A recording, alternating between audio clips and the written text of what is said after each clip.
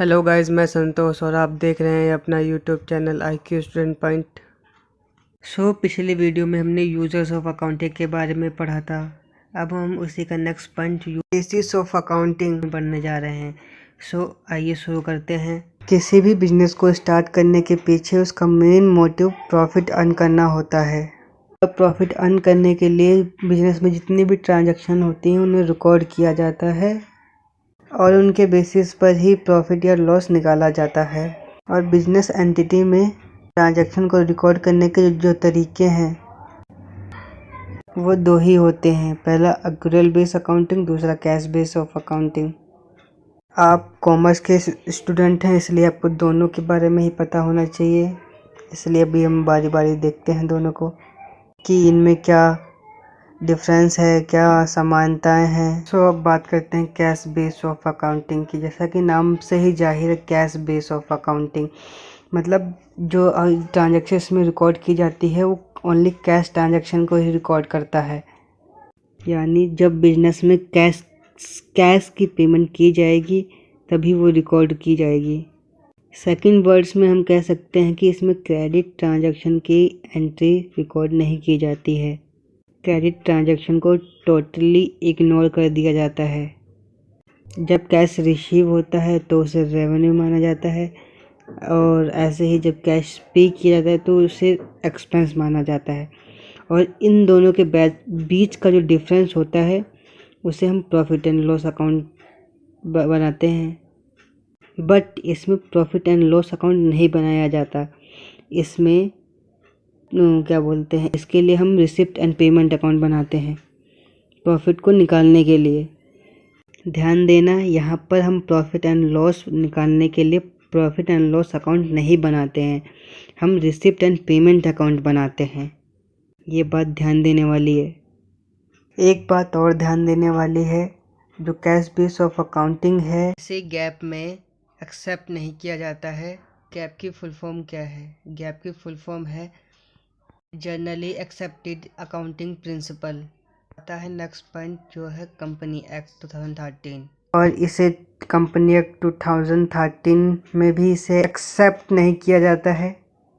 इसके बारे में अभी हम जानेंगे। उससे पहले हम बात कर लेते हैं कैश बेस ऑफ अकाउंटिंग के फीचर के बारे में। इसके फीचर क्या क्या हैं ये देख लेते हैं। सबसे पहला फीचर तो यही है कि ये ओनली कैश ट्रांजैक्शन को ही रिकॉर्ड करता है, क्रेडिट ट्रांजैक्शन की एंट्री नहीं करता है।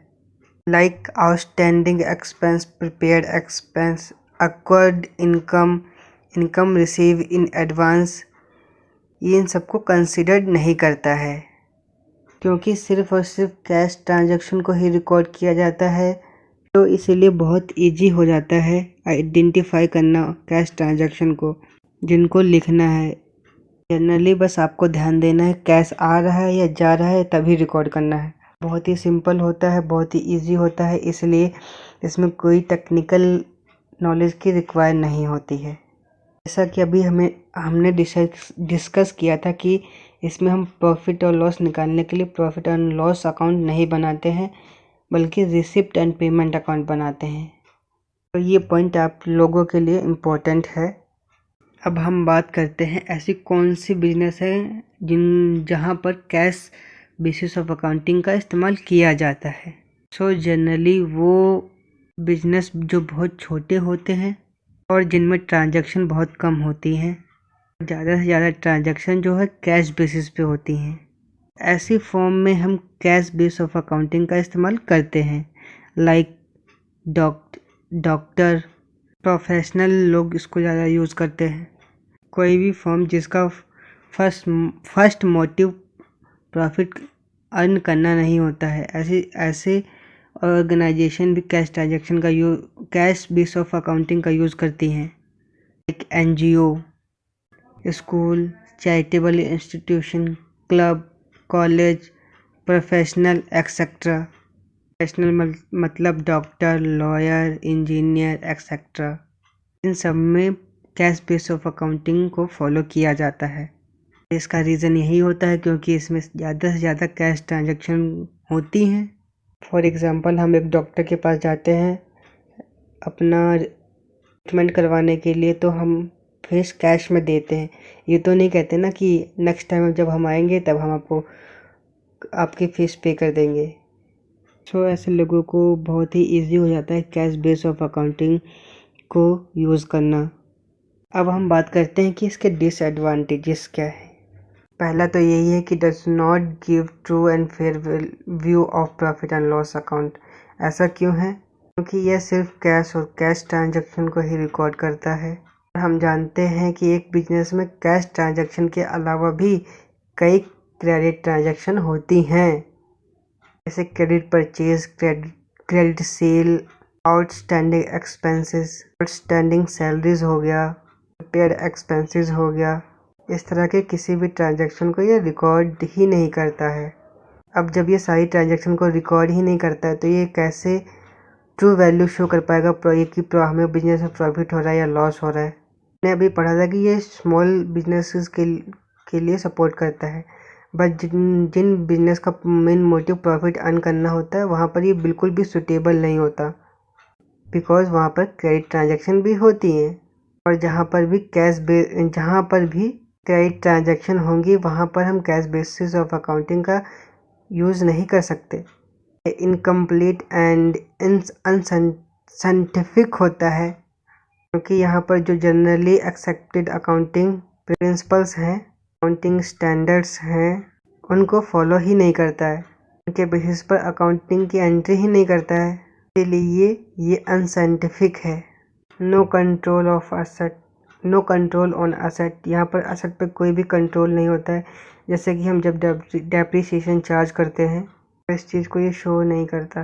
कंपनी एक्ट 2013 को भी रिकॉग्नाइज नहीं करता है, क्योंकि ज़्यादातर जो कंपनियाँ होती हैं उनका मेन मोटिव प्रॉफिट अर्न करना होता है। कंपनी में बहुत सारे शेयर होल्डर का पैसा लगा होता है, जिस वजह से कैश बेसिस ऑफ अकाउंटिंग को फॉलो करना थोड़ा सा मुश्किल हो जाता है, क्योंकि इससे ट्रू एंड फेयर वैल्यू नहीं मिल पाती है।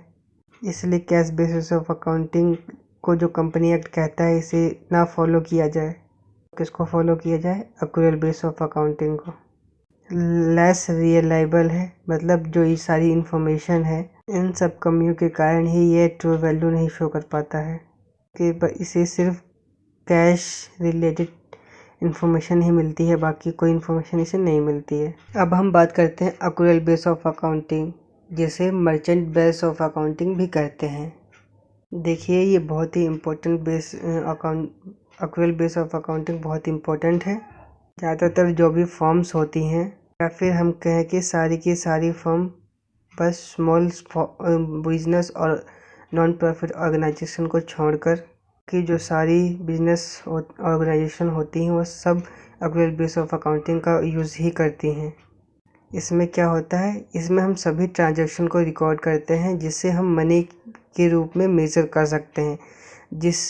जिस भी चीज़ को हम मेज़र कर सकते हैं इन टर्म ऑफ मनी, उसे हम रिकॉर्ड कर लेते हैं, चाहे वो कैश में हो चाहे वो ना हो। रेवेन्यू कब रिकॉर्ड किया जाएगा? जब भी हम कुछ अर्न करते हैं या कुछ सेल करते हैं तब वहाँ रेवेन्यू जनरेट होता है और तभी हम उसे रिकॉर्ड कर लेते हैं। ऐसे ही एक्सपेंसेस कब रिकॉर्ड किए जाते हैं? जब वो इनकर्ड कर लिए गए हों, यानी उनके बदले में सर्विसेज ली गई हों, तब हम उसे रिकॉर्ड कर लेते हैं। जैसे कि एम्प्लॉय से काम करवा लिया गया हो बट अभी उन्हें सैलरी नहीं पे की गई हो, ये एक्सपेंस ही कहलाएगा, बेशक इसकी पेमेंट नहीं की गई है। साथ ही साथ यहाँ पर एक बात ध्यान देने वाली ये है कि कंपनी एक्ट 2013 जो है वो इस चीज़ को रिकॉग्नाइज करता है, मतलब एक्रूअल बेस ऑफ अकाउंटिंग को रिकॉग्नाइज करता है। एक एग्जांपल से समझते हैं। Goods sold on credit on 31 December but cash receive on 25 अप्रैल। जो सामान है वो हमने 31 दिसंबर को बेच दिया है, बट जो हमें कैश रिसीव हुआ है वो 25 अप्रैल को हुआ है।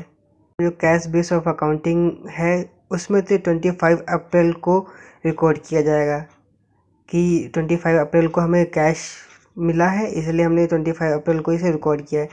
But accrual base of accounting में इसको 31 दिसंबर को ही रिकॉर्ड कर लिया जाएगा, क्योंकि भले ही हमने उसे क्रेडिट पे सेल किया, पर सेल तो किया है ना, हमारा एक्सपेंस तो हो गया ना, इसलिए हम उसे 31 दिसंबर को ही रिकॉर्ड कर लेते हैं। आई होप इस एग्जांपल से आप लोगों को समझ में आ गया होगा। अब बात करते हैं इसके एडवांटेज के बारे में। इसके तो बहुत सारे एडवांटेज है। वैसे तो ये मोर साइंटिफिक है। ऐसा इसलिए है क्योंकि इसमें सारे प्रिंसिपल को फॉलो किया जाता है और साथ ही साथ गैप के सभी स्टैंडर्ड को फॉलो करता है, ताकि जो इंटरनेशनली इमेज है बिजनेस की वो सबको पता चल सके। दूसरा पॉइंट है show true value of business की बिल्कुल सही profit and loss account show करता है, बिकॉज इसमें सारी ट्रांजैक्शन रिकॉर्ड की जाती हैं, कैश बेस भी क्रेडिट बेस भी। ये कंपनी एक्ट 2013 के एक्ट रिकॉग्नाइज भी है। तो ये था आज का हमारा topic. So guys I hope video पसंद आई होगी। अगर वीडियो पसंद आई है तो लाइक और सब्सक्राइब कर लेना। So thank you for watching a video. तो मिलते हैं नेक्स्ट वीडियो के अंदर।